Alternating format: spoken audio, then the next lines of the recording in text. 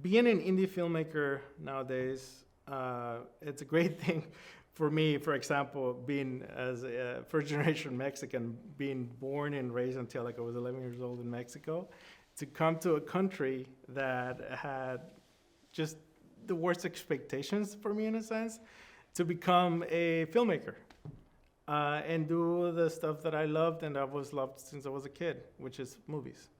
One of the best things about being an indie filmmaker right now and being a Latino is that you're being noticed right now as a Latino.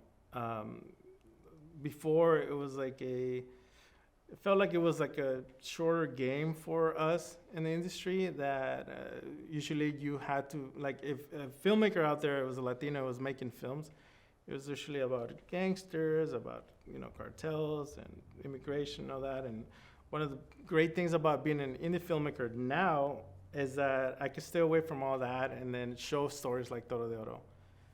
That it shows an image of a normal person and not so much just a Mexican man. It's more of a human being, a human story. If you're an undocumented immigrant that just comes to the U.S. and wants to be a filmmaker, you could do it. I did it. I was undocumented until 2012. I was a DACA resident for 5 years until I became a permanent resident in 2017. My advice is to go out there and do it. Don't stop yourself. Don't let this green card tell you to stop.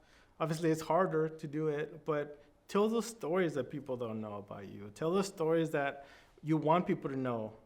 Obviously, if you want to tell the story of the victim, you want to tell the story of the victor, like you could do it. Just do it. It's great.